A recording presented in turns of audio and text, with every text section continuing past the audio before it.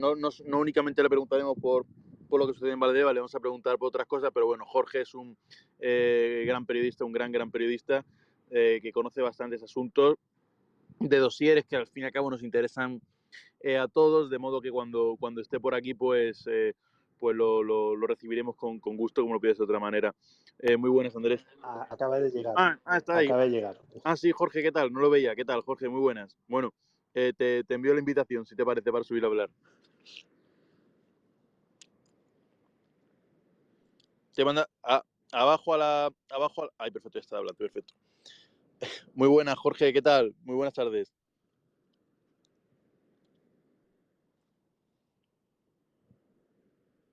Jorge, estás silenciado. Abajo a la izquierda el micrófono. Ahí está. ¿Ahora me Fantástico. escucháis? Sí, te oímos perfectamente, alto y claro. Vale. Bueno, Andrés, Adolfo, gracias por invitarme, lo primero, macho, que tengo que decir que os he escuchado alguna vez, así que un placer hoy ser el que hable y no el que escuche. Joder, sí, pues vamos, nosotros un placer por nuestra parte recibirte, como no podía ser de otra manera, y vamos, ya sabes, esta es tu casa, cuando tú quieras pasarte por aquí, sin invitación ni nada, por supuesto, pues aquí estamos. Bueno, vamos a ir tratando varios asuntos. Yo creo que podríamos empezar, vamos a remontarnos un poco y vamos a ir hacia el presente, ¿no, Andrés? Si te parece, yo creo que ese sería el orden más adecuado. Sí, yo creo que podríamos rematar lo que es el mercado, lo que ha sucedido con el final del mercado del Real Madrid, porque Jorge hizo un artículo que me encantó, donde dijo que la gran esperanza del Real Madrid es Rodrigo y que todos tenían pues a Rodrigo pues como que este año iba a ser el año de explosión total de Rodrigo y que por eso quizás no se había buscado un 9 en el último momento. Y la verdad es que empezar por ahí yo creo que nos pondría a todos muy en sintonía con lo que ha pasado con el final del mercado, ¿no, Jorge? Sí, o sea, hablar del mercado del Madrid es un poco raro, ¿no? Porque hablamos del mercado cuando en realidad, o sea, hablamos del mercado del Real Madrid refiriéndonos al 9, cuando yo soy de los que por la información que tengo y lo que me ha ido llegando a lo largo de los meses, es que el Madrid no se ha movido tanto para buscar un delantero centro. Evidentemente sí que ha generado, ¿cómo decirlo? Ruido mediático, pues con todo el tema de la camiseta del 9. Evidentemente estaba muy atento a todo lo que sucedía, pero los nombres iban saliendo, el Madrid iba descartándolos. Entonces, me parece curioso. Y luego, enlazándolo con lo que dices de Rodrigo, sí, uno de los motivos por los que el Real Madrid no ficha un delantero centro es principalmente porque ven a Rodrigo de un jugador de talla mundial y creían que fichar a un jugador que no fuese Mbappé, que como todos sabemos es el gran objetivo de cara... Yo, a lo mejor hay algún compañero que no lo ve así, pero yo por la información que tengo, Mbappé sigue siendo objetivo de cara a 2024, de hecho siempre ha sido el plan. Pero este año todo lo que no fuese Mbappé era una posible traba para el crecimiento de Rodrigo. Y en el Madrid lo ven como un jugador que este año tiene que dar, pues sobre todo en cifras, que ya el año pasado fueron muy buenas, pero intentar mantenerlas, incluso mejorarlas, para que el Madrid pueda aspirar a todos los títulos. Desde luego, Rodrigo es uno con gran registro goleadores, con grandes registros goleadores, pero Jorge, vamos, a mí me consta que tú tenías esa información, incluso el propio presidente, ¿no? Cuando le preguntaron, ya sabes, ¿no? En aquel vídeo de TikTok, él siempre habló de 2024. ¿Hasta qué punto el Madrid, si Mbappé no firma ese contrato, que ya legalmente estaría habilitado para ello, en enero, digamos el 5 de enero, por decir una fecha, ¿hasta qué punto el Madrid seguiría teniendo el punto de mira puesto en el francés? Hombre, aquí yo creo que el Madrid se va a encontrar con esa situación seguramente de que Mbappé, viendo cómo ha actuado en los últimos años, a mí me extrañaría mucho que decidiese firmar su contrato el 1 de enero, ¿no? Y yo entiendo que el Madrid está en una situación en la que no puede arriesgar tampoco, porque ya le ha pasado 2 veranos que se ha encontrado con lo que se ha encontrado. Entonces, eso la verdad es que habrá que verlo. Yo creo que el Madrid irá midiendo sensaciones a lo largo del año. Ahora mismo las sensaciones son positivas y de ahí el plan.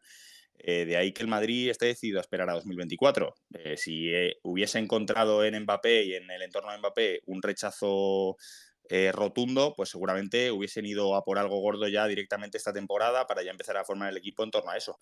pero están dispuestos a esperar. Quieren, este año era Bellingham, el año que viene Mbappé, y veremos qué pasa. Yo creo que es lo que tú dices. Yo creo que a partir de enero se va un poco a esclarecer la situación. Si Mbappé en realidad está forzando para encontrar el mejor contrato, sea en el Madrid o sea en el PSG, si realmente está dispuesto a esperar el Real Madrid y en los primeros meses cierra su fichaje. Yo creo que, sinceramente, y esto lo digo porque también es parte de información y una parte también de intuición, yo creo que nadie sabe realmente cómo va a acabar esto. Sí que por muy buenas sensaciones que tenga el Madrid, Mbappé ha demostrado que no es de fiar, y en el Madrid, hasta que no lo tengan cerrado, no van a decir nada. Esa es la sensación que tengo, y creo que para bien o para mal se va a hacer largo. Se va a hacer largo porque Mbappé, normalmente los culeros de Mbappé son largos. No creo que haya motivo para que este año no sea así. Ujú. Yo lo digo porque hay mucha gente que está pensando en el 1 de enero, ¿no? Tomarse las uvitas y que firme Mbappé pues a las 12:10, ¿no? De esa noche del 1 de enero. Pero ¿crees que como el año pasado el tema Mbappé es un tema que va a dejar correr hasta marzo, abril de 2024? Y, y si me dices que sí, ¿crees que entonces pueda haber una subasta donde Mbappé pues esboce, oye, mira, aquí está la Premier con ciertos equipos como el Liverpool, aquí sigue estando el Paris Saint-Germain que me ofrece otra vez el mismo contrato faraónico, eh, y aparte ahí el Madrid, claro, que tendrá que presentar una oferta que yo creo que no será ni igual a la del Paris Saint-Germain. ¿Crees que nos vamos a marzo-abril? Pues la verdad es que ahí no te sabría decir, porque yo creo que el Madrid es una situación que seguramente ya tenga estudiada, seguramente incluso la habrán hablado con el entorno de Mbappé, porque a mí me consta que ha habido muchas comunicaciones entre el entorno de Mbappé y el Real Madrid, incluso durante el verano. No digo bien entrado el verano, pero sí a principio de mercado. Entonces entiendo que es una situación que tendrán estudiada. Yo entiendo que en esa situación el Madrid lo que hará será medir riesgos, es decir, me conviene esperar Mbappé hasta abril, hasta marzo-abril. Tengo otro delantero con el que tengo algo apalabrado por si Mbappé se me escapa. Hay otras opciones en el mercado que puedo acelerar por ellas. No es simplemente que Mbappé te diga que sí o que no. Yo seguramente el Madrid, sabiendo cómo trabaja, tendrá otras opciones. Se habla de Haaland, aunque yo Haaland lo veo un poquito más complicado. Se habla de Osimhen. Seguro que el Madrid tiene en cartera a otros jugadores, no lo dudo. Entonces yo creo que va a depender de eso, va a depender del riesgo que el Madrid esté dispuesto a asumir con Mbappé. Yo creo que hasta marzo-abril, sinceramente, el Madrid no tiene ninguna prisa, porque seguramente a esas alturas de la temporada todavía siga vivo en todas las competiciones, y a no ser que Mbappé se encargue de generar otra vez todo el ruido mediático, el foco va a estar puesto seguramente en las competiciones. Pero bueno, ya veremos, ya veremos. A mí, sinceramente, no me extrañaría por lo que te cuento, porque el Madrid hasta esa fecha, hombre, si ya me hablas a lo mejor de mayo, junio, pues ahí ya te diría que me parece muy tarde, y que el Madrid para esas fechas, si no lo tiene cerrado, pues yo entiendo que ya estaría trabajando en otras situaciones, pero... Sí, y Jorge, bueno, en el escenario que llegásemos a ese panorama que nos comentas, en el cual Mbappé sobre esos meses todavía no estuviese sellado, y teniendo también en cuenta lo que nos ha dicho de Rodrigo en unos artículos recientes, que luego comentaremos, que le ven talla mundial, que han apostado por él, que son unas razones por las que tampoco han ido por otros objetivos en el mercado, pero ¿a ti te consta algún nombre que esté barajando el Real Madrid en caso de que estuviésemos en ese panorama que te acabo de escribir? Pues bueno, a mí hay un nombre que, por lo que sé y lo que sé, lo que le gusta a la gente que trabaja en el Madrid y demás, yo creo que Osimhen es un nombre que tiene mucha fuerza. Es un jugador que me parece que tiene un perfil muy adecuado a lo que quiere el Real Madrid, y creo que sí, que es uno de los potenciales jugadores. Y luego tienen otras opciones. Claro, el problema de todo esto, Osimhen, yo creo que es lo que más se asemeja a un jugador, bueno, con Haaland, evidentemente, que Haaland ya todos sabemos que el Madrid está interesado en él, pero contractualmente la situación con el Manchester City está muy blindada, con lo cual es una situación compleja, aunque bueno, también es verdad que los jugadores de Rafa de la Pimienta, antes de Mino Raiola, normalmente suelen ser capaces de jugar donde ellos quieren. Pero aparte de ellos, yo pondría en ese escalón a Osimhen, porque luego es verdad que este año han sonado otros nombres, son el de Kane, son el de Havertz, son el de Vlahovic, son jugadores que evidentemente el Madrid ha seguido, que se pusieron encima de la mesa, pero que no convencían. Sí que es verdad que a mí, por lo que me dijeron, había varios nombres para delanteros centros. Desde mediados de la temporada pasada ya se empezó a barajar la opción de fichar a uno, pero el problema es que por las condiciones que quería el Madrid y la situación de plantilla y la situación de mercado, ninguno encajaba por precio, por edad, por diferentes cuestiones. Incluso, se ha hablado mucho y es así, el Madrid tiene mucho miedo a cometer algún error en el mercado gastándose mucho dinero en un jugador que luego no cumpla, como pasó con Jovic. Entonces, el Madrid pensó que era mejor, pues lo que hablamos, potenciar a Rodrigo, apostar por Bellingham, que es la gran apuesta de este año, es el galáctico de este año, y el año que viene veremos. A eso voy. Yo creo que el único que se puede mantener a lo mejor en esa carrera si hace una muy buena temporada es Osimhen, porque ya otra buena temporada de Osimhen pues terminaría de demostrar que es un delantero que tiene regularidad y que es una apuesta más fiable. Luego está el tema del precio, que yo creo que ahí ya se complica un poco la cosa. También es verdad, habría que ver en qué cifras se mueve el Nápoles.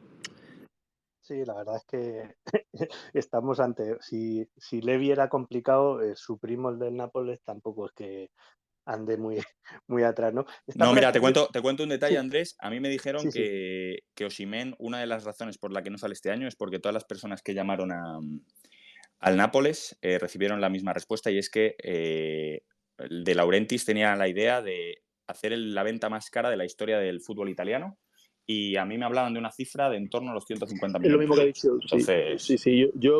Yo eso lo he leído, Jorge, además hace poco en Sky Sport también, con lo cual yo creo que sí que va por esa línea, sí. Yo creo que sí, y sería un bombazo, ¿eh? Sería un bombazo. Mm, a ver, No, sería un bombazo. desde luego, o sea, es que ese precio sería, yo creo que sería, vamos, De Laurentiis se corona, ¿eh? Totalmente. Bueno, Jorge, ya yendo al... Una cosa, está por aquí John, que se ha Sí, sumado también, ya sabéis, del Journal, si quiere preguntar él, y así preguntamos cada vez uno. claro, ¿qué tal, John? Buenos días a todos. Espero que habéis tenido un buen día. Aquí en Suiza hace mucho calor, creo que aún más en España. Bueno, es un placer tener a Jorge Picón y conocerlo. Eh, bueno, sobre el tema del 9, como dije ayer, hay los nombres que pueden soñar para hacer el verdadero relevo de Benzema son conocidos. Hay Haaland, Havertz, Osimhen, Vlahovic, Osesco. Y como dijo el señor Picón, Osimhen, de lo que me ha llegado, gusta mucho y va a ser todo el palco del Bernabéu va a poder verle en la fase de grupo de Champions y también en Napoli. Y tiene una cláusula de 150 millones para 2024 que firmó con su renovación, pero hay que tener en cuenta que para tener el relevo de Benzema tendremos que pagar al menos 80 millones, que sea por Vlahovic o Sesco o Álvarez. No podremos tener un verdadero delantero sin poner el precio adecuado. Es decir, que con el caso de Mbappé se nos ha escapado muchísimas oportunidades. La primera de ellas era Haaland. Y lo que me temo ahora es que el Madrid sigue convenciendo de que puede tener a Mbappé libre en 2024 y que se pierde oportunidades de mercado como por ejemplo Osimhen. Os doy un ejemplo. El Chelsea firmó un preacuerdo con Nkunku durante el mes de enero o febrero de este año y quizás Sí. el Manchester United va a hacer lo mismo con Osimhen, con los nuevos propietarios, los nuevos dueños catarí o no sé qué. Eso es un ejemplo. Y el problema principal es que los delanteros son una especie en vía de extinción. No sé si os acordáis, en los años 90 Sí, o sí. 2000 había muchos, Sí. pero ahora... Gijón, ¿vas a hacer una pregunta o qué? Yo tengo una pregunta para el señor Picón. ¿Por qué el Real Madrid cree sinceramente que puede tener a Mbappé libre, teniendo en cuenta lo que ha pasado los 2 últimos años con el clan Mbappé? Bueno, el Madrid, bueno, lo primero, encantado, John. Lo primero, yo creo que el Madrid no da por hecho que va a tener a Mbappé. Simplemente el Madrid actúa respecto a unas sensaciones, una información que tiene y esas buenas sensaciones que le vienen desde el entorno de Mbappé y todo lo que está sucediendo en París, pues le hacen entender que tiene una posibilidad de firmarlo. Ante esa posibilidad de firmarlo, pues no sé si ellos creen en un porcentaje mayor o menor, dicen, ¿nos conviene fichar a un delantero centro este año que no nos convenza, que sea arriesgado, que nos obliga a gastarnos 80, 90, 100 millones cuando no sabemos cómo va a salir? Y cuando ya tenemos a Bellingham, además, con el golpe económico que supone 2 fichajes de ese precio, ¿nos arriesgamos a eso o esperamos un año más a Mbappé? Que en caso de que no lo firmemos antes del mercado tenemos otras opciones que podemos observar o podemos tocar incluso a la vez que trabajamos en Mbappé por si se cae esa posibilidad. Desde un punto de vista empresarial llega a tener sentido. Evidentemente desde un punto de vista deportivo no, porque se te queda muy corta la plantilla. Yo soy el primero que cree que la plantilla con estos nombres ahora mismo, se ha visto con la lesión de Vinicius, pues te quedas muy, muy justo. Pero desde un punto de vista empresarial yo entiendo que es eso, que por eso esperan a Mbappé, porque tienen la sensación que le transmite el entorno a Mbappé, que es positiva, porque Mbappé queda libre y porque económicamente es un negocio redondo si al final sale. Entonces, por eso esperan. Me parece que tiene sentido la idea. Luego ya que salga o no, pues ya veremos. Sí, Jorge, totalmente. Desde luego que si Mbappé tendría un ajuste, pues un claro posicionamiento en el terreno de juego, en la formación, no es lo mismo el caso de Rodrigo, ¿no? Ha sacado un artículo recientemente que os recomiendo a todos, por supuesto, encarecidamente que vayáis a consultarlo, donde habla sobre, digamos, la inquietud posicional que tiene el brasileño, que a él le gustaría jugar de media punta, que Ancelotti lo ve como un 9, que en Brasil va a jugar de extremo izquierdo. Realmente la posición de media punta ya está poblada por Bellingham, con lo cual sería un rol secundario. Ancelotti lo ve de delantero, como indicas en el artículo, pero él de delantero, ¿qué feelings tiene el propio delantero sobre, qué feelings tiene el propio jugador sobre su posicionamiento como delantero? Pues justamente lo que has dicho. Su posición ideal es la de media punta. Si él pudiese elegir, jugaría en esa posición por detrás del delantero, porque él es un jugador de muchísima movilidad, que actúa bien por ambos costados, que se mueve bien tanto en la banda derecha como en la banda izquierda. Entonces, él siempre lo ha dicho, tanto en público como incluso lo ha comentado en el vestuario y demás, que a él la posición que le gusta es la de media punta. Luego Ancelotti está convencido de que es un jugador que funciona muy bien de 9 porque tiene muy buen remate y cree que a pocos toques es un jugador que puede ser definitivo. Hay que verlo, ¿no? Porque también es verdad que con los centrales actuales tan grandes, tan fuertes, tan físicos, pues a lo mejor Rodrigo, no digo que sea un delantero flojo, de hecho ha ganado muchísimo músculo, pero claro, en según qué partidos yo creo que puede llegar a sufrir. Entonces sí es verdad, o sea, yo tengo la sensación de que con Rodrigo hay un poco de duda incluso que él la puede llegar a tener con cuál es su posición real. Ahora, por ejemplo, Ancelotti pierde a Vinicius y lo primero que se le ocurre es poner a Rodrigo en la banda izquierda, que además es su posición de origen, es donde empezó en Santos y a mí me encanta jugando en la izquierda, incluso digo que me gusta más jugando en la izquierda que en la derecha, pero entiendo que teniendo a Vinicius es imposible que juegue ahí. Y luego en la derecha pues sigue siendo un jugadorazo. Es que yo creo que ese es el problema de Rodrigo, que es bueno en todos lados. Entonces eso también para Ancelotti es una bendición. El que te falte cualquiera de las 4 posiciones de ataque y puedas utilizarlo a él, pues a cualquier entrenador le gusta. Claro, hay que ver a Rodrigo si con el paso del tiempo aguanta esto, si no, si él quiere jugar siempre en una posición. Yo creo que si viene Mbappé, pues lo normal es que vuelva a moverse a la derecha, con Vinicius en la izquierda y Mbappé arriba, pero bueno, ya hablamos de hipótesis y yo sí que puedo llegar a entender que Vinicius en cierto momento pues Rodrigo diga, oye, pues yo quiero una posición más fija, pues también está en su derecho, ¿no? César, muy buenas. Cuando te parezca, todo tuyo el micro. Hola, buenas tardes a toda la gente y buenas tardes a Jorge. Yo 2 preguntas. Jorge, ¿no crees que el fichaje del Real Madrid para el punto de delantero va a ser un jugador del perfil de Bellingham, es decir, Sesco, Osimhen, en vez de fiarse a Haaland y Mbappé, que yo lo veo imposible? Y la segunda pregunta, ¿qué opinas de la desinformación de ciertos medios de comunicación sobre el caso Negreira? Bueno, te contesto lo primero si quieres. Yo, respecto al caso Negreira, me he posicionado varias veces. Creo que lo que hay que hacer es, entiendo el altavoz que hay que darle, entiendo que han pasado cosas muy graves que tienen que investigarse hasta el final. Y lo que creo sobre todo, o quiero creer, es que la justicia actuará como debe. En el tema de la desinformación, evidentemente todos los medios actúan de una manera, todos tienen sus intereses, todos tienen sus informaciones. Yo trabajo en prensa y sé cómo funciona el asunto, pero sinceramente creo que el caso Negreira, desde un punto de vista, es verdad que no todos los medios, pero muchos medios, está haciendo un gran trabajo. Entonces, aplaudo a todos los que lo cubren, El Confidencial, El Mundo. En Relevo, es verdad que le dimos también muchísima visibilidad, sobre todo en los primeros meses. Entonces, respecto a eso, no te puedo contestar porque por lo dicho, porque sé que cada uno tiene sus intereses y Hombre, tampoco, yo me refiero a medios nacionales que incluso ni lo nombran, sinceramente. Cuando para mí es uno de los sí, no, es más evidente. importantes del fútbol español ahora mismo. Habláis de fichajes, pero mientras el fútbol español no se limpie, no va a haber dinero ni para fichar a un jugador de las escalerillas.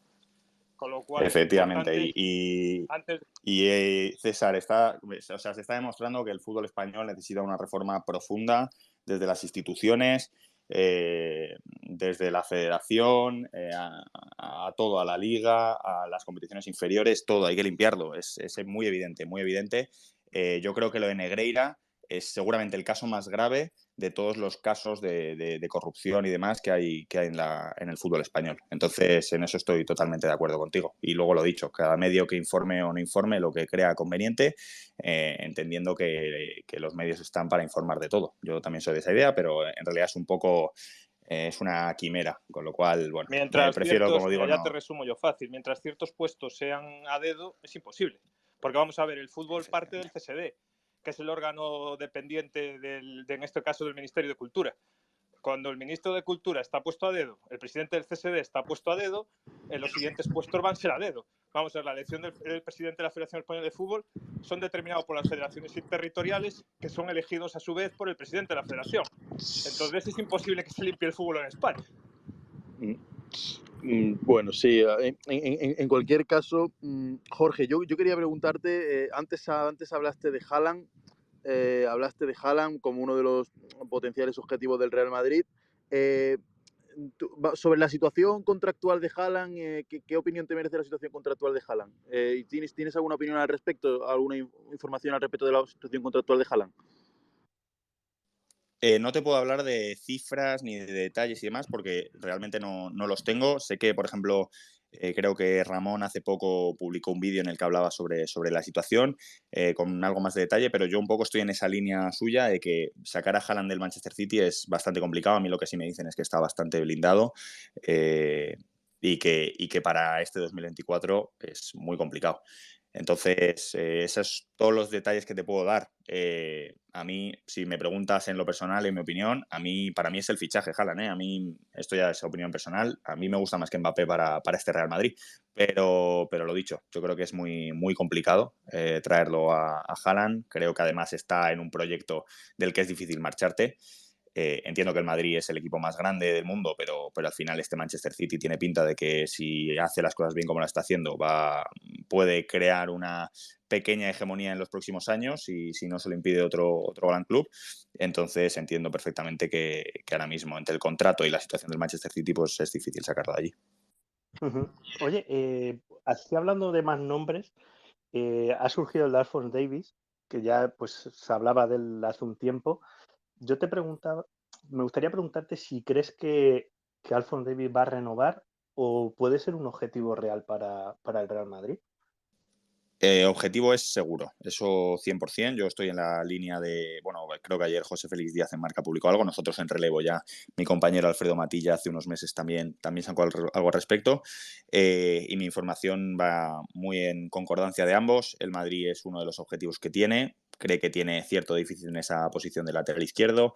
También hemos dado en Relevo que Mendy es una venta, la directiva lo considera vendible si llega una buena oferta. El problema es que en los últimos años no han llegado ofertas por él y el jugador con el que quieren suplir o con el que quieren continuar esta renovación es por el lateral izquierdo con Alphonso Davies.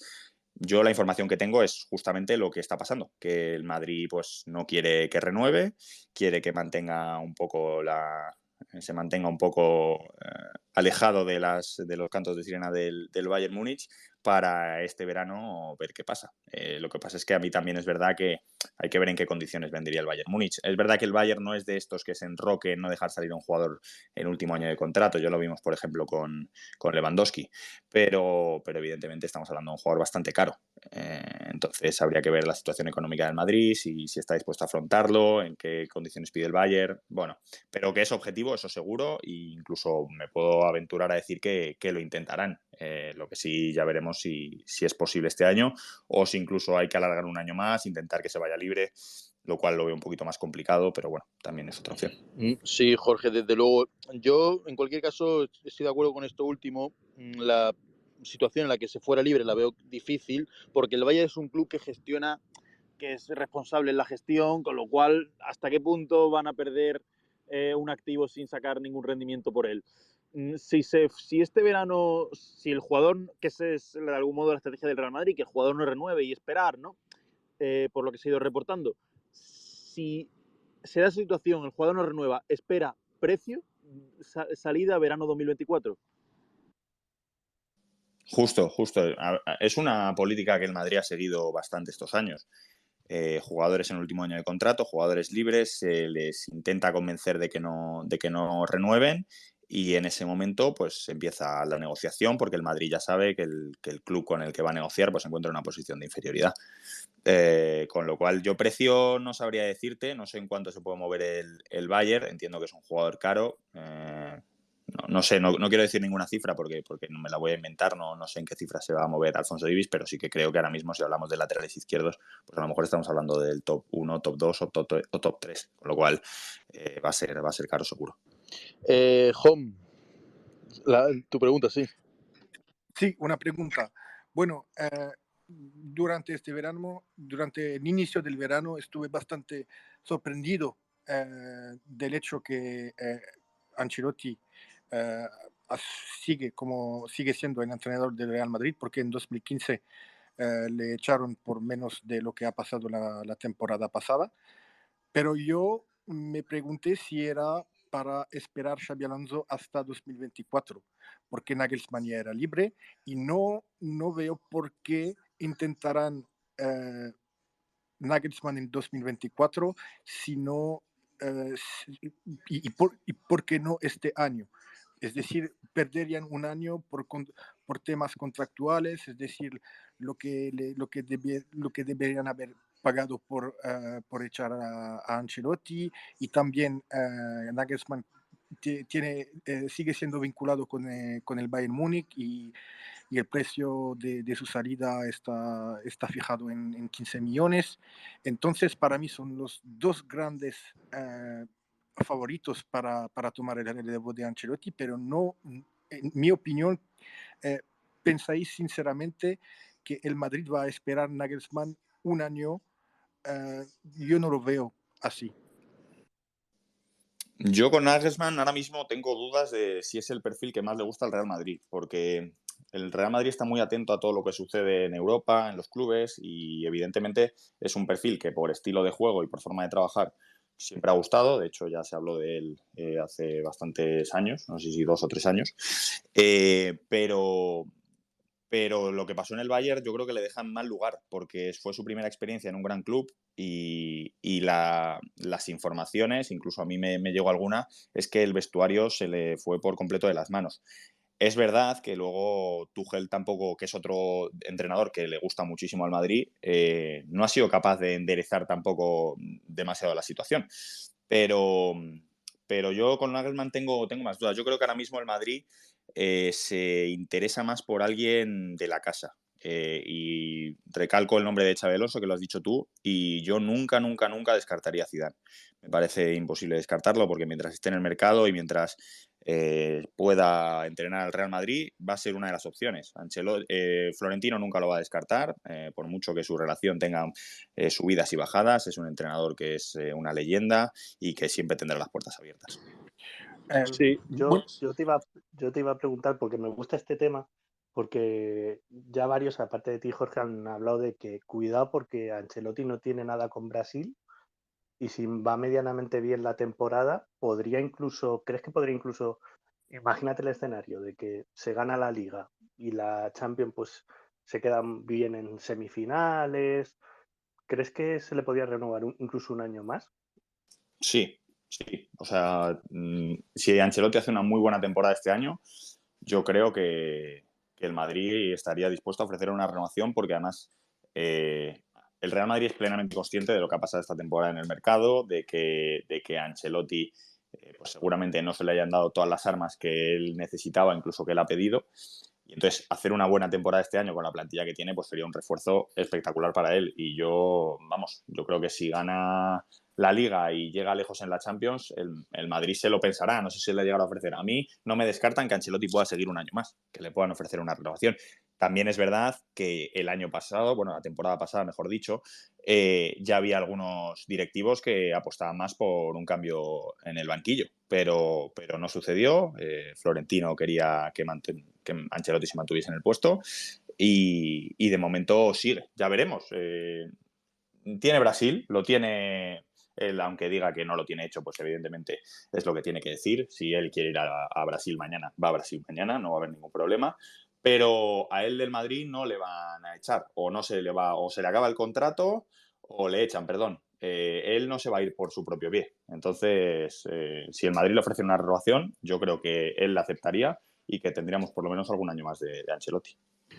Sí, desde luego, además el técnico conoce bastante bien a algunos jugadores, a bastantes jugadores, hay bastantes jugadores brasileños en el Real Madrid. Una preguntita también que tenía sobre el tema de Rodrigo. Ya en su momento se reportó, creo que también en relevo, que el jugador tenía, en fin, era muy dado al uso de tecnologías a la hora de medir su rendimiento en el deporte, usando chips u otros mecanismos informáticos para medir su rendimiento. Ya que vamos, intuyo que puede ser que tengas acceso por la información que has sacado al entorno de Rodrigo y tal, algún detalle así de Rodrigo, porque ya sabemos, ¿no?, lo que nos has contado, que tiene una mentalidad ganadora. Esto otro que te creo que también se reportó en relevo. ¿Algún detalle del brasileño, de cuán altas son sus aspiraciones y su deseo de triunfar, de ser un número uno, un potencial incluso Balón de Oro? Sí, él es una máquina competitiva, la gente que está alrededor lo dice. Es un jugador que además la gente que lo conoce te destaca el buen carácter que tiene. Es decir, por ejemplo, es de los que hace del enfado motivación, que es un poco una actitud que tiene también Vinicius o que puede tener Cristiano. Jugadores que se crecen cuando más responsabilidad tienen. Entonces, yo sí, no sé si Rodrigo llegará a ser en algún momento aspirante al Balón de Oro. Creo que tiene condiciones para hacerlo, no tengo duda. Pero yo creo que ya Rodrigo, con lo poco que ha hecho, poco entre comillas, me refiero a la carrera que todavía es muy corta, yo creo que ya se ha ganado el derecho a ser un buen jugador de equipo grande toda su vida. Veremos si es en el Madrid, esperemos que sí, ¿por qué no? Pero es que ha demostrado que es un jugador que aporta muchísimo, que aporta siendo titular, que aporta saliendo desde el banquillo, lo que hablábamos antes, que te juega en 4 posiciones de ataque, que tiene gol, que tiene regate. Es que lo tiene todo. Entonces, con lo que tú me preguntabas, él sabe que es muy bueno y que tiene las condiciones. Ahora, pues dependerá de cómo lo gestione, de si es capaz de dar ese saltito del que hablábamos y que confía el Real Madrid que lo de esta temporada. Y ya, si este año hace buenas cifras de goles, porque el año que viene no verle en esa lista de nominados al Balón de Oro y a partir de ahí a escalar. Y sin salirnos del ámbito brasileño, sin salirnos de los jugadores brasileños, Endrick, jugador, viene el año que viene, verano de 2024, cuando cumple la mayoría de edad. Ayer en su artículo José Félix Díaz al final yo entiendo que deja caer civilinamente al final porque pone Endrick, el demandado 9, o sea, como diciendo que Endrick es el 9. ¿Qué papel va a jugar Endrick cuando llegue? ¿Va a seguir un proceso de adaptación, que sería lo lógico, como lo han seguido Vinicius y Rodrigo? ¿Cuál va a ser el papel de Endrick cuando llegue? En fin, ¿cuál va a ser su papel cuando llegue? Pues habrá que verlo primero cómo acaba allí en Brasil. Le queda un año de competición en Brasil, con lo cual paciencia, que siga jugando, que aumente esa cantidad de minutos, que al final Seguramente al Madrid le gustaría que jugase algo más, pero entiende que, bueno, desde aquí tampoco se puede hacer demasiado y además el Palmeiras es un equipo grande que está luchando por todo, con lo cual es más complicado que Endrick entre. Y entonces yo creo que lo que va a marcar un poco lo que pase va a ser lo que vea el Madrid cuando llegue aquí Endrick. Con Vinicius se habló mucho de una posible cesión y demás. El Madrid vio que muy pronto podía darle cosas al primer equipo y se quedó. Lo mismo con Rodrigo. Y Endrick, si ven que es capaz de darle cosas al primer equipo de primeras, pues se quedará y jugará en el primer equipo. Si sigue la línea de Rodrigo y Vinicius, pues se le hará ficha de filial, que es lo primero que hicieron ellos. No me extrañaría, con 18 años todavía está en edad de poder jugar algún partido con el filial, aunque no a muchos les guste, lo entiendo. Al final la primera ref pues, es la categoría que es, pero es que no podemos olvidarnos de que es un chico muy joven. Estamos hablando de, pues eso, ahora tiene 17 años, con lo cual, paciencia. Yo con Endrick digo paciencia, el Madrid también la va a tener, seguro, porque el Madrid está convencido, ¿eh? El Madrid lo lleva siguiendo desde hace muchísimos años, y es un jugador que hay unas expectativas puestas en él brutales, pero sabe que no puede correr, que eso es lo peor. Con lo cual yo entendería una progresión como la que dices tú de Vinicius o Rodrigo, sin descartar que, oye, que luego a lo mejor llegue y como en Brasil no ha tenido todos los minutos que el Madrid le gustase, pues tengan que apostar por una cesión o ya veremos. Pero en principio yo creo que lo normal es que Endrick cuando llegue se quede en el Madrid e incluso ya desde primeras sea alternativa al 9 en el primer equipo. Sí, vamos, hay incluso quien ha dicho que este jugador es más bestia que Vinicius y que Rodrigo y que incluso desde el primer momento que llegue podría rendir, ¿no? Yo desde luego ese panorama no lo contemplo porque no es la regla general. Bueno, desde luego no se ajusta a la regla general, ¿no? Ni sería sano. Ni sería sano probablemente. No, y luego a Vinicius, es así, a Vinicius estuvieron a punto de cargárselo con la presión, con muchas cosas que le pasaron, que al final Vinicius, porque tiene un carácter fuerte y fue capaz de sacar la cabeza. Pero claro, Endrick va a venir, yo creo que con esa vitola, con esa etiqueta de joven promesa que a la gente del Madrid le encanta, pero que también, sobre todo fuera del Madrid, te penaliza porque en todos los campos van a ir contra ti, incluso mucha gente del propio Real Madrid va a ir contra ti. Entonces, este chico tiene un carácter muy fuerte, es muy maduro para su edad, pero evidentemente hay que tener mucha paciencia y mucho cuidado. Sí, ¿está John con la mano, John? Sí, para volver al tema del entrenador, dijisteis que Zidane sigue siendo en la recámara y yo estoy de acuerdo, aún más siendo Bellingham en el Real Madrid, teniendo en cuenta que es muy cerca de la familia Bellingham, pero todos sabemos lo que ha escrito Zidane en su carta para explicar su despedida. ¿Creéis que se podría acercar posturas con lo que ha pasado? Porque hay heridas todavía, yo creo, y quizás tendrán que hablar. ¿Creéis posible que acerquen posturas y que se olviden del pasado? Y no sé.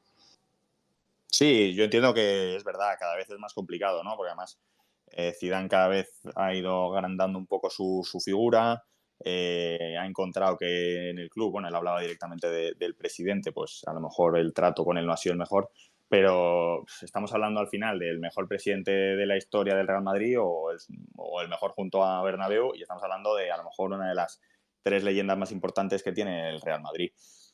Yo creo que en favor del club, si la situación lo demanda, y además a un Zidane que lleva sin entrenar ya, creo que son 3 años, si no recuerdo mal, yo creo que podría ser posible lo que dices tú, acercar posturas, tender puentes y solucionarlo.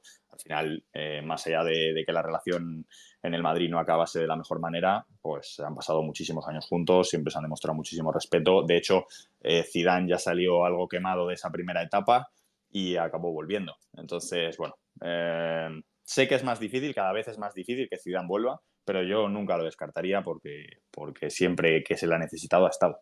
Y el Madrid muchas veces o varias veces lo ha necesitado. Entonces... Yo, Jorge, tengo una pregunta porque a mí me parece que la situación de Raúl ha quedado un poquito en el aire con todo esto que ha pasado en Villarreal y tengo la sensación de que en el Real Madrid, no sé si estás conmigo, quizá haya nombres pues como Zidane y Xavi que estén como un pasito por delante de Raúl, pero es que incluso ya empieza a sonar Arbeloa, ¿no? Casi que a la par que Raúl, ¿no? Entonces, no sé cómo has visto que ha quedado la posición de Raúl después de todo esto que ha pasado con el caso Villarreal.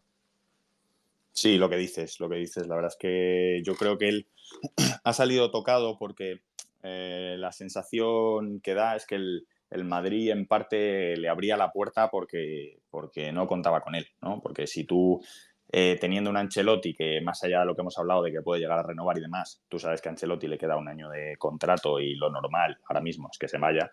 Y claro, en lo que es la última temporada del entrenador del primer equipo, a ti te están enseñando la puerta, pues entiendo que tu situación queda tocada.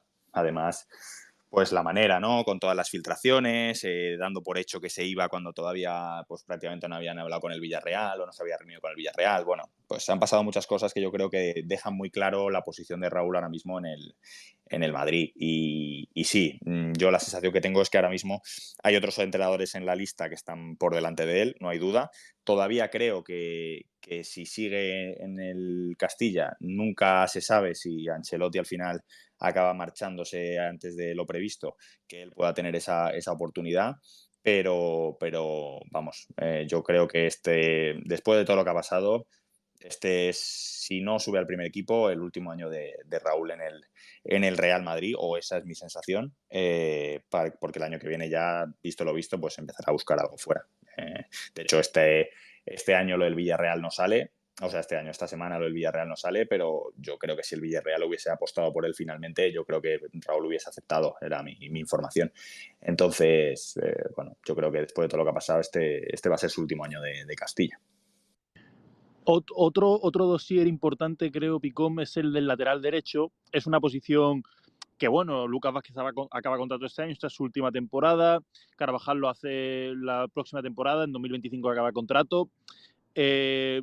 Ante esta situación se han hablado de varios nombres, ¿no? Se ha hablado desde Rick James, habló en su momento, del que se me acaba de ir ahora mismo el nombre, del Leverkusen también, se ha hablado de él, se han hablado de varios, ¿no?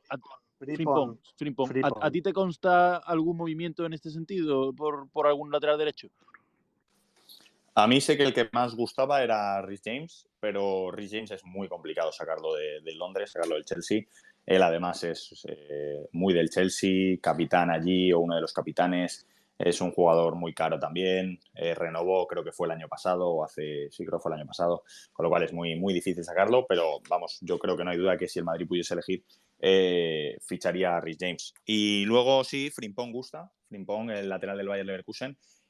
Lo que pasa es que pues pasa lo mismo que con otros jugadores, ¿no? Con esos jugadores hay que saber medir, porque la liga alemana puede llegar a engañarte, pero es un jugador que sí que gusta por condiciones físicas, va muy bien hacia arriba, es muy potente, luego tiene un físico que le permite también recuperar. Pero vamos, el Madrid no se ha movido demasiado en la posición de lateral derecho, desde que creo que fue hace 2 años renovó a Carvajal y a Lucas Vázquez en el mismo mercado, no se ha vuelto a mover porque consideraba que era una posición que entre ellos dos, más Nacho, más incluso en algún momento puntual Militao podía llegar a jugar ahí, pues en una posición relativamente cubierta. Y entonces una posición en la que no se ha movido. Entiendo que ya este año, que Lucas Vázquez entra en último año de contrato, veremos si se le ofrece una renovación o no, se decidirá. Pero de momento Carvajal y Lucas Vázquez. El año que viene, yo creo que es un nombre que el año que viene sí que va a empezar a sonar, evidentemente, nombres. Veremos qué pasa con Lucas Vázquez, pero tampoco creo que sea una posición en la que el Real Madrid se vuelva loco, porque hay otras que le corren algo más deprisa, como es esa del lateral izquierdo, como es esa del delantero centro, aunque mucha gente ve que en el lateral derecho le debería correr más prisa, pero para el Madrid parece que no. Sí, a ver, hay ciertas posiciones, yo creo que todo lo que sea fuera del centro, bueno, sobre todo eso, centro del campo está muy bien cubierto, ¿no? Luego, es verdad que los centrales también lo tenemos con cierta edad, tenemos unos centrales muy buenos, es verdad que ahora hemos tenido la desgracia de Militao, de su lesión, pero tenemos unos muy buenos centrales. El Madrid se le vinculó, por ejemplo, con Guardiol. Sí que es cierto que, bueno, son centrales que ya tienen una edad, pero todavía pueden rendir unos años. El Real Madrid, por un central más o menos, debería empezar a moverse sobre 2024, ¿no? Pues eso, en invierno de 2024, ¿no? Por decir una fecha, ¿no? O en verano de 2024, ¿no, Jorge? ¿Cómo ves esta parte del centro del terreno de juego del Real Madrid? Sí, bueno, el primero que va a salir de esos de la defensa, pues será Nacho, ¿no? Que acaba contrato el año que viene. Se habla mucho de Rafa Marín, de Marvel, con la posibilidad de actuar de cuarto central. Seguramente Rafa Marín, con un año en primera división, pues va a tener más posibilidades que Marvel. Veremos si el Madrid se anima a cubrir ese puesto de cuarto central con un canterano o prefiere acudir al mercado. Yo creo sinceramente que tal y como está el club gestionando la economía, no me extrañaría que fuera Rafa Marín. Y luego, sí, lo que dices, yo creo que para 2025, porque ya Álava, pues veremos en qué situación está. Luego Rüdiger, evidentemente, es más joven, pero ya también va a entrar en cierta edad. Y yo creo que ahí el Madrid empezará a mirar nombres. Guardiola les encantaba. Era un central que, por lo que tengo entendido, incluso llegó a haber contactos con su gente para hacer informes y demás. Pero era un jugador muy caro y que el City se movió muy, muy rápido, con lo cual el Madrid en ese momento no necesitaba un central y entonces no pudo ni siquiera actuar en esa operación. Pero sí, gustaba mucho, eso seguro. Sí, pero es que claro, ¿hasta qué punto el Madrid, Jorge, puede entrar en una operación de un central de 100 millones de euros? No, es imposible, ¿no? Y te digo más, en casi cualquier posición. Sí. El Madrid lo dice mucho, es verdad que al final el Madrid también paga mucho más que la mayoría, pero hay otros equipos contra los que no puede competir, y menos en jugadores que... Bueno, es que Bellingham, para mucha gente a lo mejor puede ser una suerte o tal, pero es que el Madrid tenía muy, muy claro que Bellingham era un jugador completamente diferencial, igual que lo tenía con Arda Güler, y por eso se lanza por él. Si el Madrid tiene la más mínima duda con un jugador, no se va a gastar 100 millones de euros. Con lo cual, yo no sé si con Guardiola lo tenían tan claro. Yo creo que también se mezcla que la posición estaba bastante bien cubierta. Y entonces por eso ni siquiera actuaron. Pero vamos, que gustaba eso seguro. Yo te quiero hacer una pregunta porque quiero saber en Valdebebas qué se opina de lo que está pasando con la Premier, que desde luego la Premier ya está por encima en gasto en cuanto a fichajes y parece que no para, y con la reciente OPA hostil que ha hecho Arabia Saudí, ¿no? Bueno, pues es que al final el Madrid sabe que no puede competir. O sea, esperan que el estadio sea un poco un empujón para poder ponerse a la altura, para poder acceder a ciertos o a lo mejor a más de un jugador por mercado, ¿no? E intentar competir en ofertas con top mundiales, incluso rascar a algún jugador de la Premier League. Ahora mismo, si lo piensas, hay muy pocos jugadores que hagan el salto de la Premier League a la Liga. Ya no te digo a un equipo de media tabla que no tiene. Es que a un Real Madrid o un Barça es muy difícil porque o llega libre o llega en último año de contrato o llega cedido. Entonces, pues ven lo que pasa, que es que ahora mismo la Liga está muy por detrás económicamente de varias competiciones, no solo de la Premier, seguramente también de la Bundesliga. Habría que ver con la Serie A, evidentemente el PSG también juega en otra liga. Y luego lo de Arabia, que ahora mismo el Madrid, pues con la grandeza que tiene el Madrid, pues solo le afectó con el caso de Benzema, que seguramente el Madrid contaba con él para esta temporada, pero le va a volver, todos los veranos va a volver a Arabia, de aquí hasta que se celebre el Mundial, que todos se supone que sería en 2034, perdón, pues van a seguir fichando jugadores. A mí me hablan de que se van a invertir más de 17.000 millones de euros en el fútbol árabe.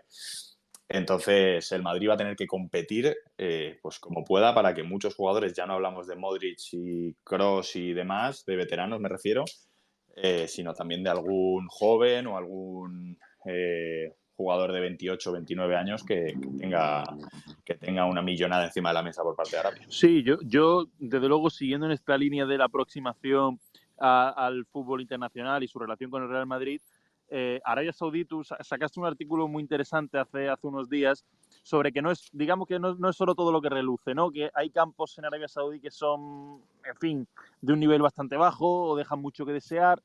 Y que los jugadores llegan allí esperando unas millonadas y realmente luego lo que se encuentran no brilla demasiado, ¿no?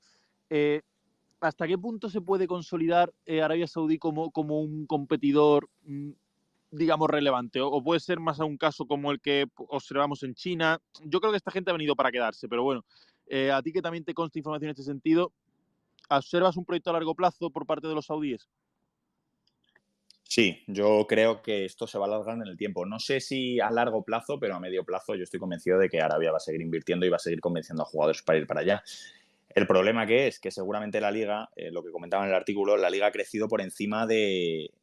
Ha crecido mediáticamente e incluso futbolísticamente por los nombres que ha llevado, por encima de lo que es como organización, como competición y demás. Entonces, a mí me ponen en la pista pues, de varias cosas que suceden en la liga, de problemas con los campos, problemas con las instalaciones, problemas con la organización, con los equipos. Y investigando más, pues me refuerzan todas esas ideas, con más o menos crítica, pero me vienen a decir que sí, que todavía les queda mucho camino por recorrer, que falta mucha experiencia. ¿Qué pasa? Que hay una cosa muy importante que me dice, de hecho, un jugador y me dice, pero es que, Jorge, aquí necesitas algo y te lo dan al instante, porque tienen tanto dinero que les da igual. Claro, evidentemente no te pueden dar al instante un campo de fútbol gigante o un gimnasio espectacular, pero en cuanto ven que lo necesitan, se ponen a hacerlo. Con lo cual, yo creo que de aquí a pocos años, no sé si todos los equipos de Arabia, pero muchos equipos de Arabia van a tener instalaciones como las que puede haber en Europa, y campos también como los que puede haber en Europa. Jorge, yo un artículo que me encantó que corrió mucho por el madridismo entre redes sociales fue cuando fue uno que hiciste sobre la previa que tuvo que hacer Movistar en la retransmisión de Movistar en una furgoneta. A raíz, ya sabemos que la Audiencia Nacional tumbó una parte del reglamento audiovisual por el cual depositaba los derechos del pre y postpartido en los clubes y no en la liga, de modo que tuvieron que hacer ahí la previa en la furgoneta.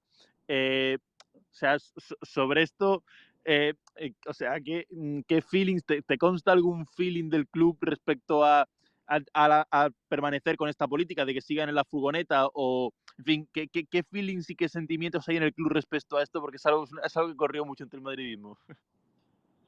Pues yo, sinceramente, creo, por lo que me Sí. llega, mientras se lo permitan al Madrid, va a seguir haciéndolo. No sé si en la furgoneta o de otra manera. A nosotros tengo que decir que lo primero que nos llega, la primera información que nos llega, es que se van a ir a hacer la previa a un hotel cercano al Bernabéu y justo en esa publicidad previa al comienzo del partido van a ir corriendo a acceder al estadio. Pero claro, nosotros pensando, decimos, es que no da tiempo, porque por muy larga que sea la pausa, entre que te acreditas, subes el ascensor y demás, no llegas. Entonces, claro, ya vemos las imágenes y vemos que están como en una sala muy pequeñita y bueno, pues pudimos averiguar que habían estado en el parking. Yo creo que, sinceramente, veo que para los próximos partidos, a no ser que el Madrid crea que ha sido demasiado duro, que no me consta, pues no sé si en el parking o no, pero las pruebas se van a seguir haciendo desde fuera del estadio. No, si es que ya te digo, fue algo que corrió mucho entre el madridismo, porque bueno, es verdad que el club está descontento, yo particularmente creo que con razón, respecto a algunas decisiones de la retransmisión, y vamos, es un artículo que a mí me pareció bastante curioso y vamos, quería conocer el sentido, la opinión en este respecto. Pero esto es algo que hay que matizar, solamente se aplica a los partidos de liga, a los de Champions no, porque evidentemente va por otro régimen audiovisual. Eso es. Esto es el régimen audiovisual que impone la liga. Sí. Pues todo el tema de las nuevas entrevistas, pues las entrevistas al descanso, el que meter las cámaras dentro del vestuario. Pues el Madrid, dentro de esa, es innegable, el Madrid tiene ahora mismo una batalla contra la liga y dentro de esa batalla, pues una de las cosas que menos han gustado ha sido este nuevo régimen audiovisual o esta nueva realización de la competición que no ha gustado nada. Y tengo que decir que el Madrid, por ejemplo, no le dio... no está dando canutazo a la televisión dueña de los derechos, pero por el contrario, lo que está haciendo ahora es hacer un canutazo para todos los medios. Es su manera de dar a los medios a algún jugador. El otro día, por ejemplo, separaron entre televisión y radio la zona mixta del Bernabéu y después del partido, como si fuese el canutazo de la televisión de antes, salió un jugador del Madrid, que fue Joselu, y luego salió la tasa del Getafe. O sea que en eso hay que decir que el Madrid no es que haya cortado la comunicación con cualquier medio, sino que al revés. Para el resto de medios tengo que decir que nos viene incluso mejor porque podemos tener también a algún jugador después del partido. Sí, es verdad que, por ejemplo, en este sentido, ahora, cuando en el descanso creo, y al final también, entrevistan siempre a un jugador del club rival del Madrid, en el caso del Real Madrid no. Por tanto, supongo que te referirás a que ese jugador que ya no va con la televisión con derechos, en el resto de medios sí que lo podéis tratar más, ¿no? ¿Te refieres Exacto. Sí. Eso es. La entrevista post partido que se hacía siempre a un jugador del Madrid, a un jugador del equipo rival, Ahora el Madrid ha impedido que se hiciese a ningún jugador del Madrid o rival. No sé si el otro día, porque yo no estoy viendo la retransmisión, si a el equipo rival les dejaron, pero a mí en principio me dijeron que ni del Madrid ni del equipo rival. Y esos jugadores que en teoría deberían salir post partido salen, pero para atender a todos los medios a la vez, no solo a la televisión que tiene los derechos. Sí, John, cuando te parezca. Sí, sobre el hecho de que el Madrid deberá encontrar soluciones para toda esta inflación post, post Neymar y ahora con Arabia Saudí. El Madrid tendrá que buscar soluciones y una de ellas, que ya ha empezado con ella, es traer jugadores que acaban contratos como Álava o a que le quedan un año de contrato, y Frimpong es uno de ellos del que habéis hablado. Pero yo tengo una pregunta sobre Kepa y Lunin. Me ha llegado la información que quieren observar a Kepa este año para quizás poder encontrar el sustituto eh, o el reemplazo a largo plazo de Thibaut Courtois, dependientemente de sus actuaciones, y incluso me han llegado a decir que podría entrar un lateral del Madrid en un intercambio con el Chelsea el próximo año, porque es claro que el Madrid nunca va a pagar lo que pagó el Chelsea por él. Y me hablan de Ferland Mendy. Habrá que ver, pero no sé lo que os ha llegado sobre el tema Kepa, el de la portería, no sé cómo... Sí, y sobre todo con el reciente fichaje que ha hecho el Real Madrid de un portero de nacionalidad ucraniana, sí. Sí, a mí sí lo que me informan es que con Kepa no se descarta ninguna opción. Es una cesión, que es la operación que más le interesaba al Madrid.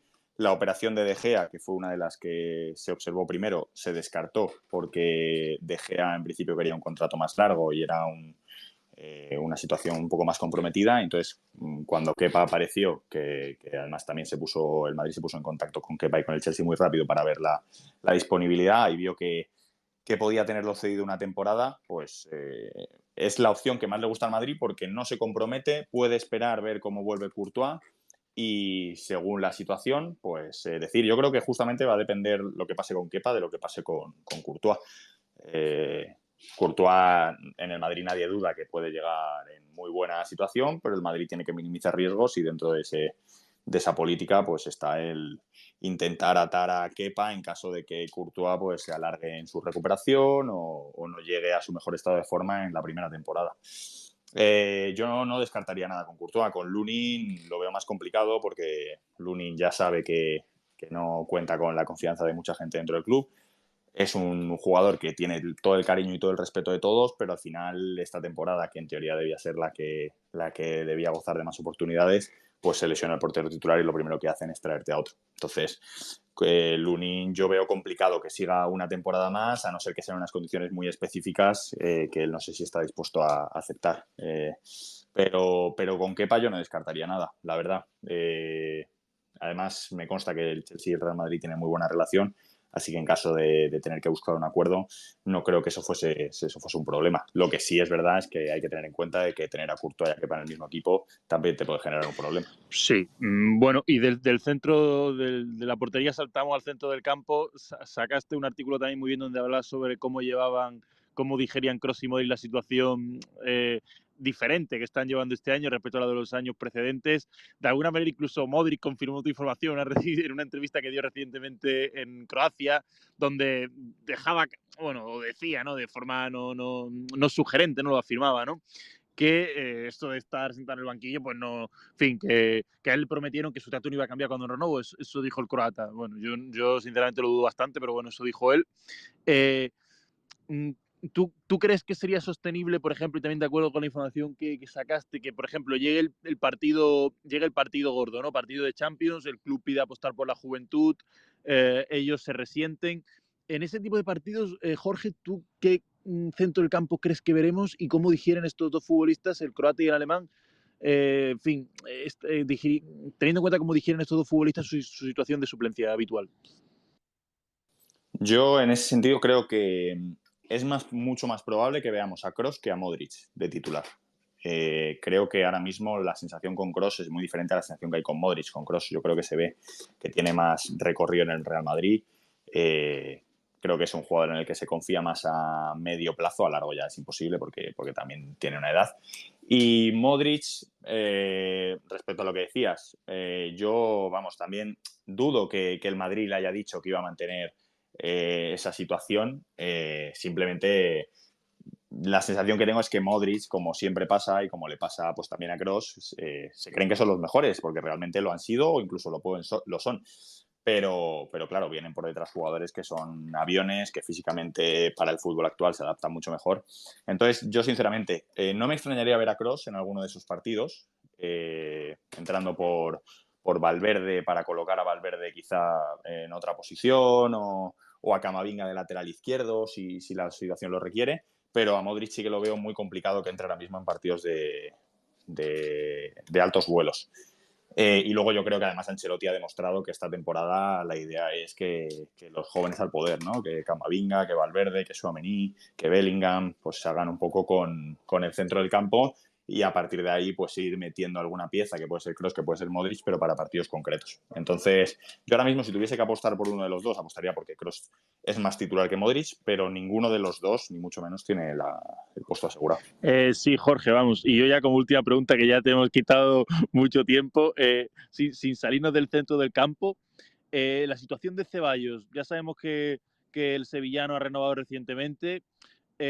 Bueno, han llegado otros jugadores muy competitivos, incluso Arda Güler, que está ahí en un proceso de recuperación. El turco pinta muy bien. La situación del sevillano, ¿en qué puesto queda? ¿En qué posición queda, sinceramente? ¿Tú ves, o sea, ¿tú crees que ha renovado para quedarse o ha renovado más con vistas a una potencial venta? En fin, ¿en qué situación queda el sevillano? Ceballos, sí. Yo creo que Ceballos va a ser un poco, no sé si os acordáis, lo que pasaba con Guti, que todos los años parecía que salía y al final nunca salía. Y siempre además con esa figura, hubo algún año que sí consiguió hacerse con un hueco titular, pero siempre había muchos años que tenía esa figura de suplente y al final siempre se mantenía. Yo tengo la sensación de que Ceballos, aparte de que le encanta el Madrid y es súper competitivo y tiene ese sueño de triunfar aquí y lo quiere cumplir, Ceballos ha tenido mala suerte. Este año ha vuelto a empezar con una lesión. Eso le va a restar seguramente tiempo de ponerse a punto. Ya te quedas un poco rezagado respecto a tus compañeros a nivel físico. Entonces sí que es verdad que empieza la temporada en una situación complicada, pero yo tengo la sensación de que Ceballos está esperando la retirada de Modric, porque es ese jugador que a lo mejor, no digo que evidentemente ser el sustituto de Modric es imposible, pero sí que es un jugador con unas características similares, que en muchos partidos al Madrid le pueden venir bien. Yo creo que es indudable que Ceballos tiene condiciones buenísimas y que le puede dar muchísimo al Madrid. Entonces, yo creo que le está esperando a eso. Veremos, ¿no? Si esta temporada a lo mejor vuelve a ser una temporada muy, muy vacía de minutos para él, pues no me extrañaría que pidiese una venta. Y el Madrid, evidentemente, yo dudo que le cierre la puerta. Pero también es verdad que bueno, eso, que él todavía tiene el sueño. Si ha renovado es porque él cree que le puede dar mucho a este equipo, incluso porque le han transmitido que es importante para el proyecto y que puede jugar. Porque es que si no, está en una situación ideal para irse y él ha decidido quedarse. Con lo cual, yo creo que eso es una decisión primero a valorar de Ceballos y luego también que deja entrever un poco el papel que puede llegar a tener, que es más importante de lo que mucha gente cree. Joder, Jorge, pues muchísimas gracias, un placer. Creo que ha estado bastante bien, sinceramente, el rato que hemos echado. Muchísimas gracias por tu tiempo y vamos, ya te digo, esta es tu casa. Cuando tú nos veas y te quieres pasar, pues estás invitadísimo. No hace falta ni invitación ni nada, por supuesto. Y joder, pues yo creo que ha estado muy bien la charla. Muchísimas gracias por todo lo que nos has contado. Yo sinceramente me lo he pasado muy bien y ya te digo, un placer por nuestra parte, sin duda. No, gracias a vosotros, súper a gusto y siempre hablar del Madrid es Sí. ameno.